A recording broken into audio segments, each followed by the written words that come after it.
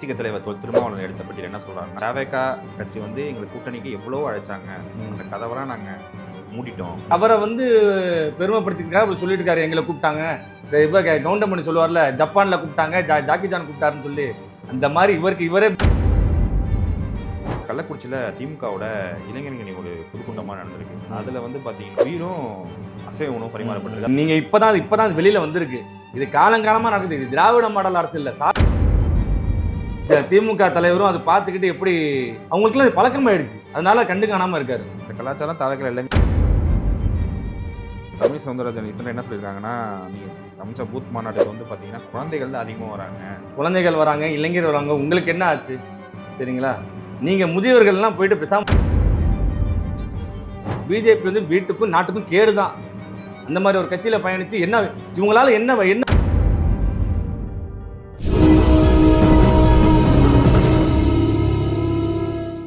டேக்கோன் நேயர்களுக்கு வணக்கம். இன்று நம்முடன் அரசியல் பேச இருப்பவர் பிஜேபியின் முன்னாள் சிறுபான்மையினின் மாநில துணைத் தலைவருமான இன்றைய தவேகா ஆதரவுமான ஏஆர் பாஷா அவர்கள். வணக்கம் சார். வணக்கம். சில தினங்களுக்கு முன்னாடி விசிக தலைவர் திருமாவளவன் எடுத்த பட்டியல் என்ன சொல்றாருன்னா, தவேகா கட்சி வந்து எங்களுக்கு கூட்டணிக்கு எவ்வளோ அழைச்சாங்க, அந்த கதவெல்லாம் நாங்க மூடிட்டோம், நான் ஒரு சாதாரண பொலிட்டிஷியன் கிடையாது அப்படிங்கிற மாதிரி சொல்லியிருக்காரு. நீங்க மறுபடியும் விசிக கட்சியை கூட்டணிக்கு எடுக்க இன்னும் ட்ரை பண்றீங்களா? சார், அப்படிலாம் எந்த கட்சிக்கும் போயிட்டு தவேகா போய் கூட்டணிக்கு நீங்க வாங்கன்னு சொல்லி எந்த ஒரு கட்சியும் போய் அப்படி பேசவே கிடையாது. இவங்களா அப்படி கிரியேட் பண்ணிக்கிறாங்க, பில்டப் பண்ணிக்கிறாங்க. அவர் தான் மூத்த அரசியல்வாதி, அவர் தானே சொல்றாரு. யார் மூத்த அரசியல்வாதி? திருமாவளவன் அவர்கள் தானே சொல்றாரு. அவரை வந்து பெருமைப்படுத்திக்காக அப்படி சொல்லிட்டு இருக்காரு. எங்களை கூப்பிட்டாங்க, கவுண்டமணி சொல்லுவார்ல, ஜப்பான்ல கூப்பிட்டாங்க, ஜாக்கி ஜான் கூப்பிட்டாருன்னு சொல்லி, அந்த மாதிரி இவரே பில்டப் கொடுத்துரு. அது மாதிரிலாம் வந்து விஜய் அவர்கள் எங்கேயும் போயிட்டு அது மாதிரிலாம் தவேகா கட்சிக்காக கூட்டணிக்கெல்லாம் கூப்பிடவே கிடையாது. ஆனால் ஒரு நல்ல ஒரு ஆஃபர் கொடுத்துருந்தாரு. சரிங்களா, அதாவது இவருக்குன்னு இல்லை, மாநாடப்போ அது உண்மையிலே ஒரு சிறந்த கொள்கை. அதாவது ஆட்சியிலையும் பங்கு, அதிகாரத்திலையும் பங்குன்னு சொல்லி அதை பயன்படுத்திக்க தெரியல. அதாவது அண்ணன் திருமாவளவனுக்கு பயன்படுத்திக்க தெரியல. அவர் திருமாவளவன் அவர்கள் மிக சிறந்த ஒரு நானே அவர் ஃபாலோ பண்ணுறேன், அவரோட இதெல்லாம் பண்ணுறேன். அவருடைய சிந்தனையும் சரி, அவர் நல்ல அரசியல்வாதி. சரிங்களா, ஆனால் அவர் இருக்கிற இடம் அது தப்பான இடம்.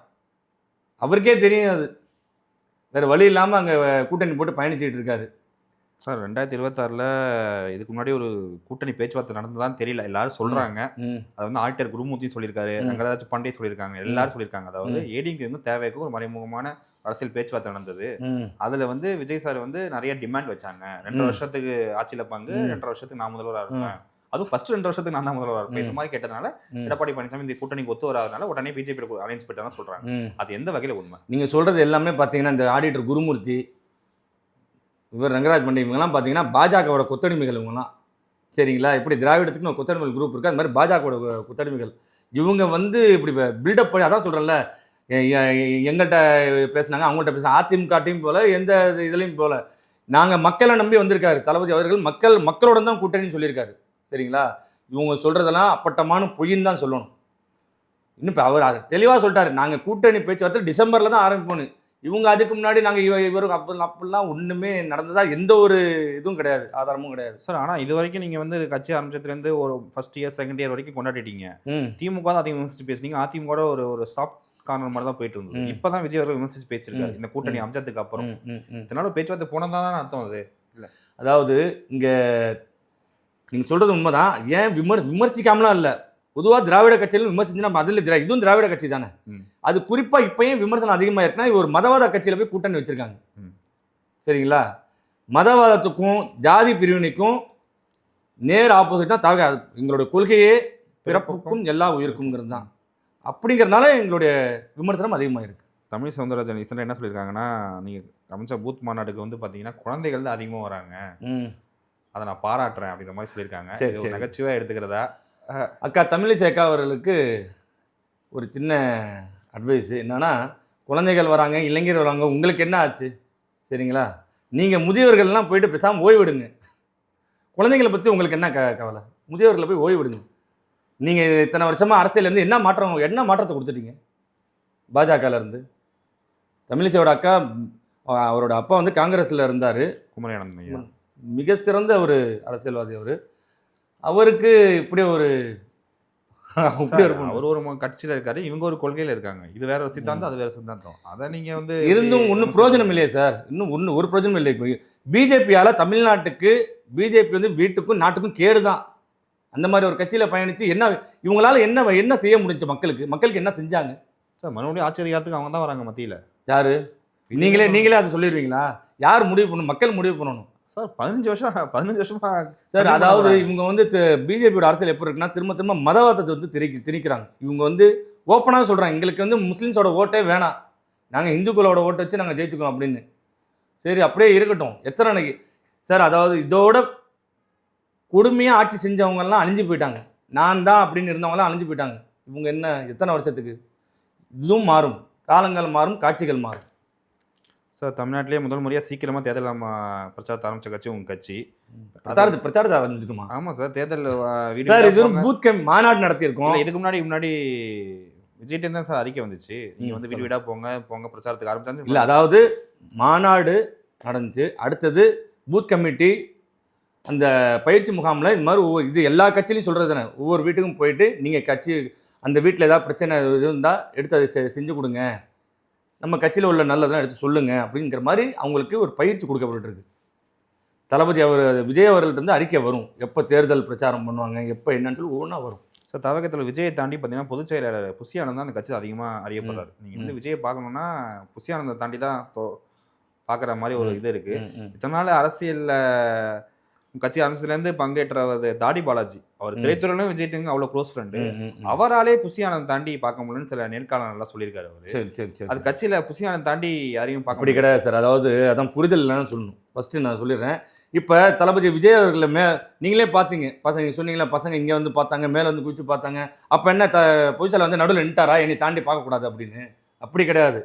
தளபதி விஜய் அவர்கள் வந்து ஷூட்டிங்கில் இருக்கார், சரிங்களா? அவர் கிடைக்கிற டைமிங்கில் மாநாட்டு வராரு, கட்சி பயணத்தில் பண்ணிட்டு இருக்காரு. அப்படிங்கிறப்ப அவருக்கு அடுத்தபடியாக இருக்கிறது பொதுச்செயலாளர் தான், சரிங்களா? அதனால் பொதுச்செயலாளர் வந்து சில வரமுறைகள் விதிச்சிருக்காரு. இந்த மாதிரி இந்த நேரத்துக்கு வாங்க, இந்த மாதிரி வாங்க, தளபதி அவர்கள் இப்போ பிஸியாக இருக்கார் அப்படின்னு சொல்லிட்டு தான். மிச்சபடி ரொம்ப நீங்கள் சொல்கிற மாதிரிலாம் இந்த மாதிரிலாம் பெரிய ரெஸ்ட்ரிக்ஷன் கிடையாது. பாவம் அவர் பொதுச்செயலாளர், அவரை நீங்கள் சந்திச்சிருக்கீங்களா? இந்த வயசில் எவ்வளோ ஒரு டெடிக்கேட்டாக ஹார்ட் ஒர்க் பண்ணுறாரு தெரியுங்களா? நம்மளாலாம் அந்த மாதிரி ஒர்க் பண்ண முடியுமான்னு தெரில. மனுஷன் சாப்பிடாமல் தூங்காமல் நைட்டு பகலாக உழைக்கிறார், அப்படியே உள்ளுணர்வாக உழைக்கிறாரு. நான் பார்த்த சிறந்த அரசியல் தலைவர்கள்லாம் அவரும் ஒன்று. பார்த்தோம் அந்த பூத் கமிட்டி மாநாடு கூட பேசக்கூட முடியல, அவரால் பேசக்கூட முடியல. ஏன் சொல்கிறேன்னா, நான் ஒரு தடவை சந்திக்க போயிருந்தேன். அப்போ வந்து நீலகிரி மாவட்டத்திலேருந்து நிறைய இளைஞர்கள் பார்க்க வந்திருந்தாங்க. அப்போ நான் தூரத்துலேருந்து பார்க்குறேன் என்ன நடக்குது அப்படின்னு. வந்து ஒரு பெட்டி நிறையா இந்த நீலகிரியில் பழங்கள், ஸ்வீட்டு, தைலம் இதுன்னு அப்படியே கொண்டு வந்து கொடுக்குறாரு. சால்வை போடுறாங்க. சால்வையெல்லாம் வேணாப்பா, சும்மா சால்வை தூக்கி அவங்களுக்கு தின்னு போடுறாரு. சால்வே வாங்க மாட்டேங்கிறாரு. ரெண்டாவது அப்படியே அந்த ஸ்வீட்டு பாக்ஸ் என்னென்னமோ கொண்டு வந்து கொடுக்குறாங்க. அப்படியே எடுத்து அங்கே அந்த மாவட்டம்லாம் வேறு மாவட்டம் வந்திருக்காங்க பார்த்தீங்களா, அப்படியே எடுத்து பிரித்து கொடுத்துட்றாரு. ஒரு பொதுவாக இப்போ எனக்கே தைலம் பார்த்தா தைலம் கொஞ்சம் இந்த கை வலிக்கு அதெல்லாம் எடுக்கும், அதை கூட எடுத்துக்கல. நீ எடுத்துக்க இன்னும் அதுக்கப்புறம் சொல்லி இது தயவு செய்து இனிமேட்டு இந்த மாதிரிலாம் செய்யாத, எதுவுமே கொண்டு வராது, இதெல்லாம் கெட்ட பழக்கம் அப்படி சொல்லி சத்தம் போட்டு அனுப்பிச்சுடுவார். அந்த அளவுக்கு தனக்குன்னு ஒரு சால்வையை கூட வாங்காது. நான் திருச்சி மாவட்டத்தில் நான் பார்க்குறேன், ஒரு பேர் சொல்ல வரும்ல, இன்னைக்கு பதவியில் இருக்காரு, திமுக அரசியல்வாதி. அவர் டெய்லி போகும்போது அவர் டிரைவர்கிட்ட கேட்பார், இன்னைக்கு எத்தனை செலவு வந்துச்சு, 100 செலவு வந்துச்சா, 120 செலவு வந்துச்சா, ஒன்று குறைஞ்சாலுமே சத்தம் போடுவாராம். அந்த மாதிரி அரசியல் இருக்கிற காலத்தில் இவர் ஒரு சால்வை கூட வாங்கிக்குவார், எந்த பொருளும் வாங்கிக்குவார், தனக்குன்னு எதுவுமே வாங்கிக்குவார். அவருக்கு தளபதிக்காக தொடர்ந்து உழைக்கணுங்கிறது அவருடைய. உண்மையிலுமே நிறைய பேர் கேட்குறாங்க, எதுக்கு தளபதி அவர்கள் இவ்வளோ வாய்ஸ் கொடுத்து வச்சுருக்காருன்னு. அவருக்கு அந்த வாய்ஸ் கொடுக்கறதுல தப்பே இல்லை. பொதுச்செயலாளர் ஆனந்த் அவருக்கு இவ்வளோ வாய்ஸ் கொடுக்கறதுல தப்பே கிடையாது. அந்த அளவுக்கு அவர் ஒருத்துன்னு சொல்லலாம். அவர் கொடுத்த முக்கியத்துவம் அவர் ஆற்றிய உழைப்பெல்லாம் நாங்கள் மதிக்கிறோம் சார். பட் இருந்தாலும் கட்சி நிர்வாக சில திறமை பேசுகிறப்ப, தொலைபேசின்னு பேசுகிறப்ப ஒருமையை அதிகம் பேசுகிறதா நிறைய நியூஸஸ் வருது. அது எந்த அளவுக்கு சார் அவர் உரிமையெல்லாம் இல்லை, அவர் ஸ்லாங்கே அப்படி தான். அதுலேயும் நான் இந்த இதில் கிண்டல் பண்ணுறதுலாம் பார்த்தேன் நான். ஸ்லாங்கே அப்படி தான். கடலூர் மாவட்டம்லாம் அப்படி தானே சார்? அந்த நம்ம இந்த திருச்சியில் ஒரு மாதிரியாக பேசுவாங்க, நெல்லையில் ஒரு மாதிரியாக பேசுவாங்க, கடலூர் இந்த பாண்டிச்சேரியில் அங்கேருந்து அந்த தமிழ் பாஷையில் அந்த உரிமையெல்லாம் அப்படிலாம் இல்லை. அவர் ரொம்ப சின்ன பையனாக இருந்தாலும் மரியாதை கொடுத்து உட்கார வச்சு மரியாதை கொடுத்து பேசக்கூடியவர். ரொம்ப நல்ல நான் தூரத்துலேருந்து பார்த்து இவ்வளோ உங்களுக்கு சொல்கிறேன் நான். சரிங்களா? ரொம்ப நல்ல டைப். அந்த மாதிரிலாம் இதெல்லாம் வந்து தவறான விமர்சனம் இதெல்லாம். தேர்தலுக்கு இன்னும் ஒரு 10 மாத காலம் தான் இருக்கு. இன்னும் பாமக அவங்க நிலைப்பாட்டை அறிவிக்கல. தேமுதிக அவங்க நிலைப்பாட்டையும் அறிவிக்கல. ஏதாவது கூட்டணிக்கு வாய்ப்பு இருக்குமா சார் பேச்சுவார்த்தைகள்? தலைவர் விஜய் அவர்கள் தான் வந்து முடிவு எடுக்கணும். தெளிவாக சொல்லிட்டாரு, டிசம்பர் மாதம் தான் எங்களுடைய கூட்டணி பேச்சுவார்த்தைன்னு. வெயிட் பண்ணி பார்ப்போம்.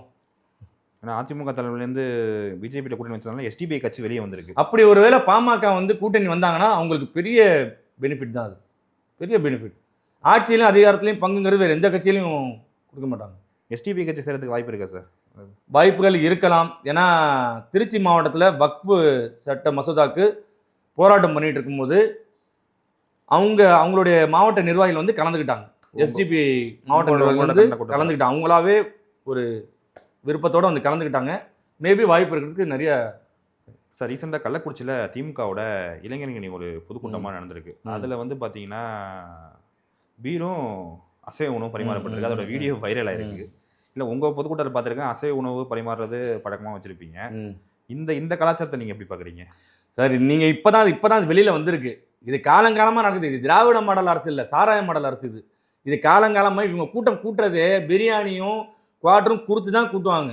சரிங்களா? இது வந்து இன்னைக்கு நேத்தா புதுசாக கேட்குறீங்க நீங்கள். இப்போ வீடியோ வந்திருக்கனால நீங்கள் கேட்குறீங்க. இது காலங்காலமாக நடக்குது இது. சரிங்களா? இது ஒன்றும் இது வந்து இந்த திமுக தலைவரும் அதை பார்த்துக்கிட்டு இப்படி அவங்களுக்குலாம் இது பழக்கமாயிடுச்சு. அதனால கண்டு காணாமல் இருக்காரு. இந்த கலாச்சாரம் தாவேக்கால இல்லைங்கிறீங்க? தாவேக்கால கண்டிப்பாக எங்கே நீங்கள் பார்த்துருக்கீங்க? கண்டிப்பாக கிடையாது. நாங்கள் ரூபா காசு செலவு பண்ண கிடையாது. எங்களுக்கு அது அவசியமும் கிடையாது.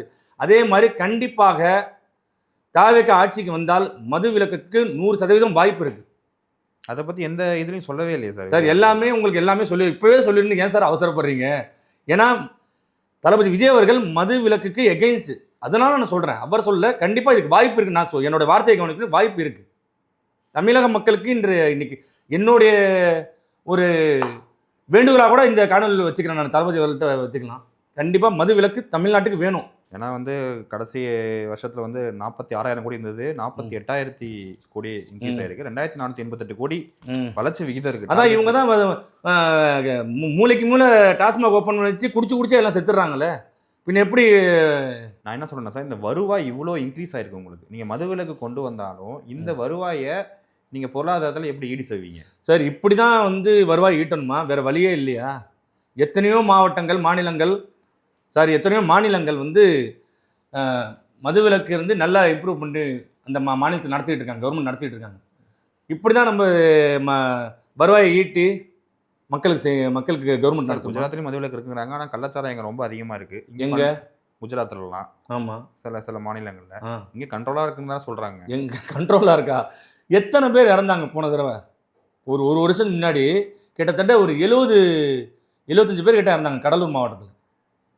அதில் சம்மந்தப்பட்டதே பார்த்தீங்கன்னா திமுக அமைச்சர் சம்மந்தப்பட்டிருந்தார். சம்மந்தப்பட்டதா ஒரு நியூஸே வந்துச்சு. அதை வச்சு சொல்கிறேன் நான். அதுக்கு வந்து போய் பார்க்க நேரில் பார்க்க. ஆமாம், நேரில் கூட போய் பார்க்கல. தளபதி விஜய் அவர்கள் பள்ளத்தில் போய் நேரில் பார்த்தாரு.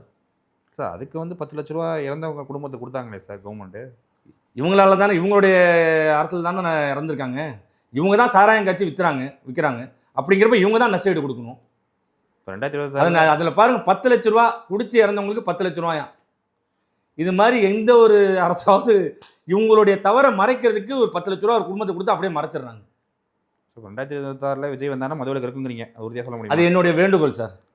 தளபதி விஜய் அவர்களை நேரில் பார்க்கும்போது இந்த வேண்டுகோளை கண்டிப்பாக வைப்பேன். வேணும், கண்டிப்பாக தமிழ்நாட்டுக்கு மது விலக்கு வேணும். எத்தனை இளைஞர்கள் செத்துட்டு இருக்காங்க தெரியுமா? என் கண்ணுக்கு தெரிஞ்சு நான் இருக்கிற திருச்சி மாவட்டம் சார், அதில் வந்து உறையூர் பகுதியில் கிட்டத்தட்ட எனக்கு தெரிஞ்ச ஒரு 10-15 பேர் இறந்துருக்காங்க. டாஸ்மாகால அந்த மதுவுக்கு அடிமையாகி குடிச்சு வேலை வெட்டிக்கு போகாமல் குடிச்சு 23 வயசு 24 வயசுலாம் எவ்வளோ ஒரு உண்மையிலே ரொம்ப வருத்தமாக இருக்குது. இவங்களே குடிக்க வச்சு பழக்க வச்சு மக்களை வந்து தவறான ஒரு வழியை கொண்டு போகிறாங்க. சார் நீங்கள் திருச்சியை சேர்ந்தவனால இந்த கேள்வியை முன்வைக்கிறவங்களுக்கு, சில தினங்களுக்கு முன்னாடி திருச்சி உறையூருங்கிற ஒரு இடத்துல வந்து மக்கள் குடிக்கிற குடிநீரில் கழிவுநீர் கலந்ததாக சொல்கிறாங்க. ஆமாம், அது ரொம்ப நாளாவே மக்கள் கம்ப்ளைண்ட் பண்ணிட்டு இருந்தாங்க. ஆமாம், அப்புறம் திடீர்னு ஒரு குழந்தை உட்பட 3 பேர் வந்திருக்காங்க, 52 பேர் மருத்துவமனை பாதிக்கப்பட்டாங்க. அதை பற்றி சட்டசபை விவாதம் நடந்துச்சு. அதுக்கான ஒரு பிரச்சனை முன்னெடுப்புல நீங்கள் கட்சி இருந்திருக்கா? அதாவது சார், இது வந்து ஒரு நிர்வாக சீர்கேடு தான் சொல்லணும். அதுவும் ஒரு அமைச்சர் வந்து இந்த மாதிரி நடக்கவே இல்லைன்னு சட்டசபையில் வந்து விவாதம் பண்ணி மூடி அப்படியே முழுப்பிட்டாரு. இல்ல கோயில்ல பால் நீருக்கு அப்பெல்லாம் ஒன்றும் கிடையாது, அப்பெல்லாம் ஒன்றும் கிடையாது. இது எங்க வேற மாதிரி ஜாதி பிரச்சனை வந்துருமோ, இல்லை அந்த குறிப்பிட்ட சமுதாயத்துக்கு எதுவும் பாதிப்பு வந்துரும்னு சொல்லி அந்த மாதிரி ஒரு சம்பவமே நடக்காத மாதிரி அதை அப்படியே மூடி மறைச்சிட்டாங்க. அதுவும் குறிப்பிட்ட அந்த அவரோட தொகுதியில் நடந்திருக்கு. இதுக்கு முழுக்க இன்னும் வந்து அந்த அந்த பகுதியில் வந்து ரொம்ப நாளாக அந்த கோரிக்கை வச்சுக்கிட்டு இருக்காங்க. இங்கே எங்களுக்கு வந்து இது முறையான ஒரு குடிநீர் தொட்டி இல்லை, இங்கே வந்து கழிப்பறைகள் இல்லைன்னு. இது வந்து இவர் வந்து கொஞ்சம் அவருடைய நிர்வாகத்தை வந்து அங்கே குறைன்னு தான் சொல்லணும், கொஞ்சம் சரி பண்ணி கொடுக்கணும். அதை உங்க கட்சியிலே வல்லுநர்கள் துறையெல்லாம் தனி அணிலாத இருக்கு. அதை வச்சு இதெல்லாம் நீங்க இல்லை சார், இவங்க தான் அந்த மாதிரி நடக்கவே இல்லைன்னு சொல்லி மூடி மறைச்சிட்டாங்க சார். அவர் நடக்காத மாதிரியே மூடி மறைச்சிட்டாங்க. அதை பற்றி பெருசாக வெளியில் வரல. நீங்கள் கவனிச்சிருப்பீங்க, ஒரு நாள் தான் அந்த பிரச்சனை வெளில வந்துச்சு. சரி, நம்ம என்ன நடக்குதுன்னு சொல்லி பார்த்து அதை பற்றி இது பண்ணலாம், அதை பற்றி பேசலான்னு பார்த்தா அது அப்படியே நடக்காத மாதிரி சட்டசபையில் அதை பற்றி பேசி இது மாதிரி நடக்கவே இல்லைன்னு சொல்லி மூடி மறைச்சிட்டாரு. அப்போ நாங்கள் பேசணும்னா அது ஒரு அரசியல்னு சொல்லி வேற மாதிரி கொண்டு போயிடுவாங்க. அதனால தான் நீங்க திருச்சிங்கிற ஊர்ல களத்துல இருக்கீங்க. ஆமா, நீங்க வந்து இந்த இது சார் எங்களுடைய கண்டனங்கள்லாம் சமூக வலைதளங்கள்லாம் பதிவு பண்ணியிருக்கோம் சார். பதிவு பண்ணாமலாம் இல்லை. என்னுடைய கண்டனங்கள் தவேகா கட்சி சார்பாக கண்டனங்கள்லாம் பதிவு பண்ணியிருக்கோம். ஆனால் இவர் உடனே அடுத்த நாள் வந்து இது மாதிரி ஒரு விஷயமே நடக்கலை, இது வேணும்னு சொல்லி ஜோடிக்கப்படுது அப்படிங்கிற மாதிரி கொண்டு போயிட்டார் இவர். ஆனால் அங்கே ரொம்ப நாளாக வந்து இந்த குடிநீர் பிரச்சனை, கழிப்பறைகள் பிரச்சனை அங்கே இருக்குது. இவரோட அதுவும் குறிப்பாக இவருடைய தொகுதியிலேயே இவருடைய துறையிலே இந்த பிரச்சனை, இந்த மாதிரி ஒரு சம்பவம் நடந்திருக்கனால இது அப்படியே மூடி மறைச்சிட்டாருன்னு தான் சொல்லணும். ஏன்னா இந்த இஷ்யூவே சார் பிஜேபியை புதுசாக புதுப்பேட்டை தலைவர் நயினா நாகேந்திரன் சொன்னதுக்கு அப்புறம் தான் லைட்டாக அந்த இஷ்யூஸ்லாம் கொஞ்சம் வெளியே வந்தது. இதை நீங்கள் வந்து நயினா நாகேந்திரன் சொல்லி தான் வரலன்னு இல்லை, அங்கே திருச்சியிலே நான் இருக்கேன் சார். தாவேகாவினர் அடுத்த நிமிஷமே எடுத்து சமூக வலைதளங்களில் அவரை கண்டனங்கள் பதிவு பண்ணுறாரு. அதுக்கப்புறம் தான் நியூஸில் நயினார் நாகேந்திரன் எல்லாம் பேசினாங்க. இவர் அது அடுத்த 2வது நாள் இது வந்து சரி பண்ணுவாருன்னு பார்த்தா, ஏன்னா அந்த பகுதியில் ஒரு குறிப்பிட்ட ஒரு சமுதாயத்தினர் அதிகமாக இருக்காங்க. இவர் உடனே இது எங்கே நமக்கு வந்து வேற மாதிரி அரசியல் பிரச்சனை ஆயிரும் அப்படின்னு சொல்லிட்டு அந்த மாதிரி நடக்காத மாதிரியே அங்கே திரும்ப அவர் செட் பண்ணிட்டாரு. நீங்கள் இந்த அடிப்படை கட்டமைப்பு இந்த பிரச்சனைகள்லாம் வந்து நீங்கள் வந்து தவகத்தில் விஜய்கிட்ட எடுத்துகிட்டு போனால் அவர் இன்னும் சொன்னால் இன்னும் வீரியமாக மக்கள்கிட்ட எடுக்கணும் சார். அதுதான் சார், 2 நாளில் இந்த மாதிரி நடக்காத மாதிரியே அவர் மூடி மறைச்சிட்டாரு. நாங்கள் புதுசாக போயிட்டு என்ன நடந்துச்சு ஏது நடந்துச்சு சொன்னால் அது அரசியல் வேற மாதிரி ஒரு அரசியல் கண்ணோட்டத்தோட போயிடும்னு சொல்லிட்டு அதை அப்படியே இப்போதைக்கு அதை இது பண்ணல. ஆனால் ஃபியூச்சரில் இந்த பிரச்சனை வரும்போது கண்டிப்பாக தாவேக்கினார் வந்து மிகப்பெரிய அளவில் அவங்களுக்கு ஆதரவாக ஆர்ப்பாட்டத்தில் ஈடுபடணும்னு சொல்லி நாங்கள் பேசியிருக்காங்க. பேசாமலாம் இல்லை, பேசியிருக்காங்க. ஸோ இது வரைக்கும் நாங்கள் கேட்ட கேள்விக்கு பொறுமையாக பதிலளிச்சோம். உங்களுக்கு மிக்க நன்றி சார். நன்றி.